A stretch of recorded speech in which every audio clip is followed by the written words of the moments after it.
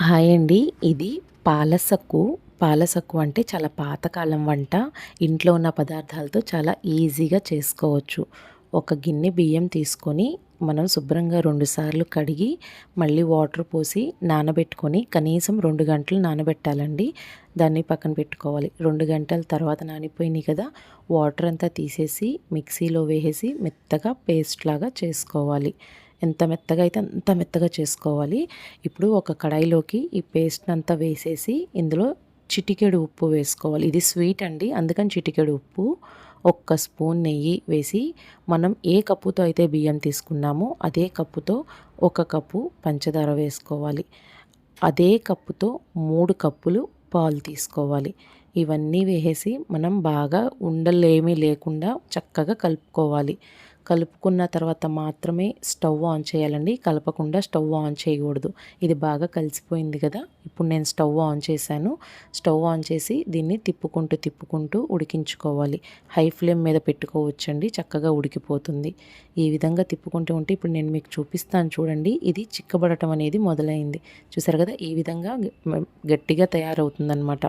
దీన్ని ఆపకుండా తిప్పుతూనే ఉండాలండి. ఏ మాత్రం ఆపినా కూడా అది మాడిపోయే ఛాన్స్ ఉంటుంది.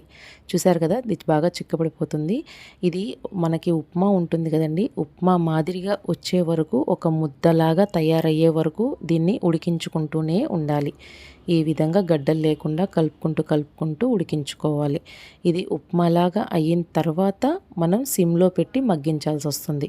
ఈ ఈ స్టేజ్ వరకు హై ఫ్లేమ్ పెట్టుకోవచ్చండి. ప్రాబ్లం ఉండదు. ఇంకా ఈ స్టేజ్ వచ్చింది అంటే మనం సెగ తగ్గించేసుకోవాలి. సిమ్‌లో పెట్టుకొని మూత పెట్టేసి దీన్ని చక్కగా మగ్గించాలి. ఒక 5 నిమిషాలు మగ్గిస్తే సరిపోతుందండి. 5 నిమిషాల్లో చక్కగా మగ్గిపోతుంది. ఇది చాలా హెల్తీ ఫుడ్ అండి. పాతకాలం నాటి నుంచి వస్తున్న వంట.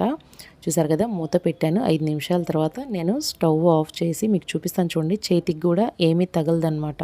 ఇలా ఏం తగలట్లేదు అంటే ఇది పర్ఫెక్ట్‌గా కుక్ అయిపోయిందని అర్థం. ఇప్పుడు ఒక నాన్ స్టిక్ ప్యాన్ కానీ మందపాటి పెనం కానీ తీసుకొని ఒక్క స్పూన్ నెయ్యి వేసి ఈ విధంగా స్ప్రెడ్ చేసుకోవాలి. ఈ విధంగా స్ప్రెడ్ చేసుకున్న తర్వాత మనం కుక్ చేసుకున్న ముద్ద ఉంది కదండి, ఆ ముద్దని దీనిలో వేసి మనం రొట్టెకి ఒత్తుకుంటాం కదా, ఆ విధంగా ఒత్తుకోవాలి. మనం చేత్తో కానీ చెంచాతో కానీ ఒత్తుకోవచ్చండి. చేత్తో ఒత్తుకునేటట్టయితే మనం చేతికి కొంచెం నెయ్యి రాసుకుంటే కనుక అది ఈజీగా స్ప్రెడ్ అవుతుంది. ఈ విధంగా స్ప్రెడ్ చేసుకొని అంతా ఈక్వల్గా వచ్చేలాగా చేసుకోవాలి.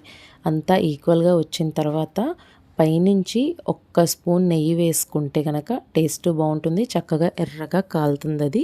నెయ్యి కూడా వేసిన తరువాత స్టవ్ ఆన్ చేయాలి. స్టవ్ ఆన్ చేసి ఒక్క నిమిషం హై ఫ్లేమ్లో పెట్టుకొని తర్వాత సిమ్లో పెట్టేసుకోవాలి. సిమ్లో పెట్టి 5 నిమిషాలు చక్కగా చిన్నటి సెగ మీద కాల్చాలండి. మనం చూపిస్తాను చూడండి మీకు ఒకసారి నేను. అది చుట్టూ చక్కగా నెయ్యి వేసాం కదా, చక్కగా కాలుతూ ఉంటుందన్నమాట. 5 నిమిషాలు సరిపోతుందండి. కొంచెం ఎక్కువ మందంగా వేసుకుంటే ఇంకొక 5 నిమిషాలు పడుతుంది. కానీ ఈ మాత్రం మందానికి 5 నిమిషాలు సరిపోతుంది. 5 నిమిషాలు అయిపోయింది. నేను స్టవ్ ఆఫ్ చేసి ఇట్లాగా ప్లేట్లోకి తిప్పి వేసేసుకున్నాను. చూసారా ఎంత చక్కగా కాలిపోయిందో. నోట్లో పెట్టుకుంటే కరిగిపోయేటట్టు ఉంటుందండి. టేస్ట్‌కి బాగుంటుంది, చూడటానికి బాగుంటుంది. పైగా ఎటువంటి వేస్ట్ ఫుడ్ కాదనమాట ఇది. అంటే మైదా కానీ అలాంటివి ఏమీ యూజ్ చేయలేదు కదా, పిల్లలకి చాలా మంచిది. తప్పకుండా ట్రై చేయండి.